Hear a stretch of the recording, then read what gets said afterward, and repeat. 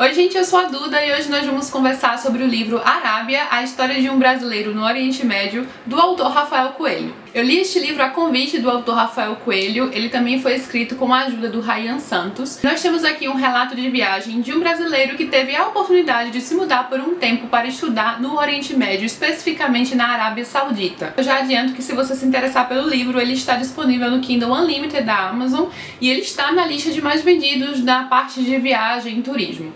Então aqui nós vamos ter um olhar único de uma pessoa mais próxima de nós, um brasileiro, que teve a oportunidade de viajar para a Arábia Saudita em 2009 para estudar em uma universidade que sequer existia. Você já imagina a coragem, a disposição, né, a vontade que é necessária para de fato você largar suas coisas aqui, sua vida, seu emprego, seus estudos e se mudar para lá.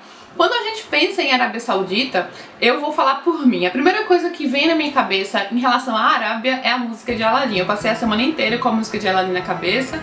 Aquela assim, Noites da Arábia, né? O Arabian Nights. Noite árabe vai chegar. Passei a semana toda com essa música na cabeça. Mas agora falando a real, o que a gente pensa, obviamente, é todos aqueles conflitos que rolam, né? Terrorismo, Estado Islâmico.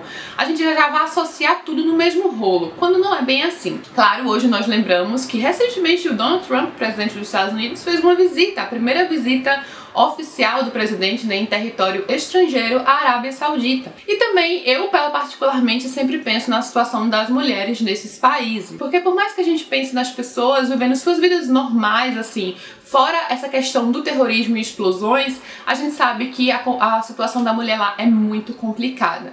O que este livro vai fazer, e muito bem, é passar os costumes de uma cultura, de como as pessoas vivem nesses países, quebrar alguns paradigmas, quebrar estereótipos que a gente tem. Mas ao mesmo tempo a gente vai ver que outras coisas na verdade são assim mesmo, né? Como por exemplo a situação da mulher. Não quero dizer com isso que lá todos os homens maltratam mulheres. Uma das coisas que o Rafael vai nos mostrar é justamente isso, né? Que as pessoas vivem em família, os maridos respeitam suas mulheres, a gente vai até ver um pouco dos jovens, como eles fazem por lá. Eu conhecia muito pouco da Arábia Saudita, então vale comentar que é um país muito fechado, não existe turismo na Arábia Saudita. Pra você conseguir um visto pra lá é bem difícil, basicamente se você estiver a convite mesmo, como era o caso dele. Então o rei Abdullah, não sei, na época, ele criou essa universidade, ser uma coisa muito grandiosa, com um investimento de 20 bilhões, que é a KUST, a King Abdullah, né, o rei Abdullah, University of Science and Technology, então é uma universidade voltada para a ciência e tecnologia, e ele convidou pessoas do mundo inteiro, das melhores escolas e universidades do mundo, e o Rafael foi um desses alunos selecionados para o curso de mestrado.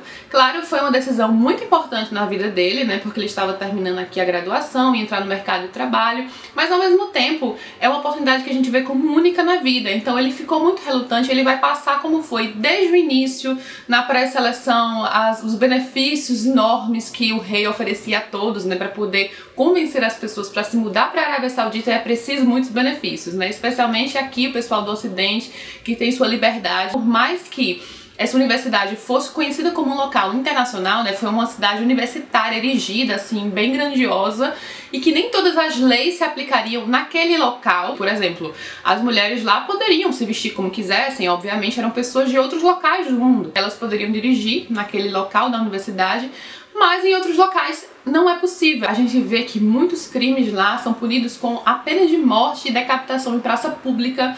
Então, existe uma praça lá conhecida e às 9 da manhã ocorrem essas decapitações públicas e as pessoas simplesmente limpam e continuam com suas vidas.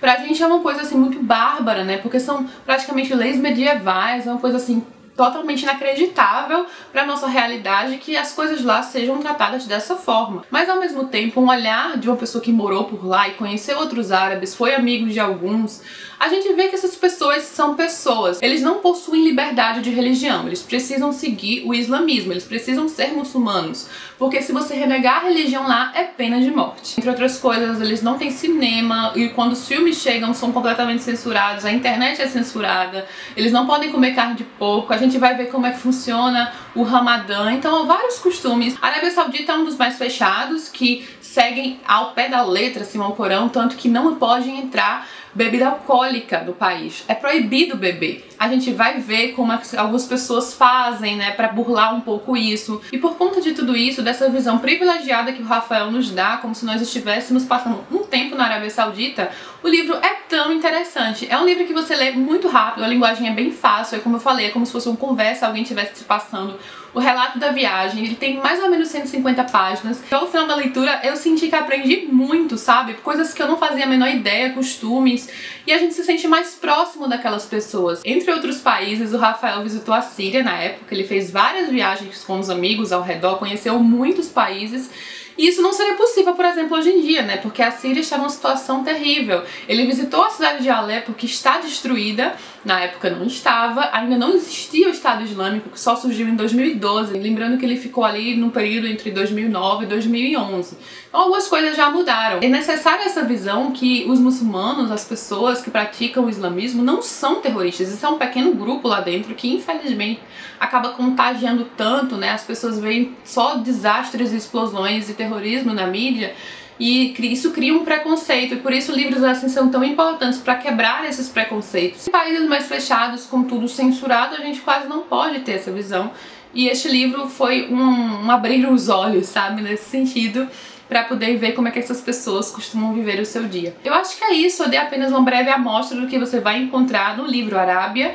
A capa do livro tá aqui ao lado e eu vou deixar os links aqui no box de informações. O e-book, como eu falei, está disponível aqui no Unlimited, mas também se você quiser comprar, o valor está em conta. E pra você saber se é do seu interesse ou não, vale sempre dar uma olhadinha naquela amostra da Amazon, né? Que é tão útil. Eu fiz isso antes de começar a ler o livro e achei bem interessante e quis continuar. Se você chegar a ler o livro, volta aqui nos comentários e me conta o que você achou. Vamos continuar a conversa aqui, adoro essa interação com vocês. E se ainda não for inscrito no canal, se inscreve aqui embaixo também. Vou deixar outras duas sugestões aqui ao lado. Beijos e até a próxima!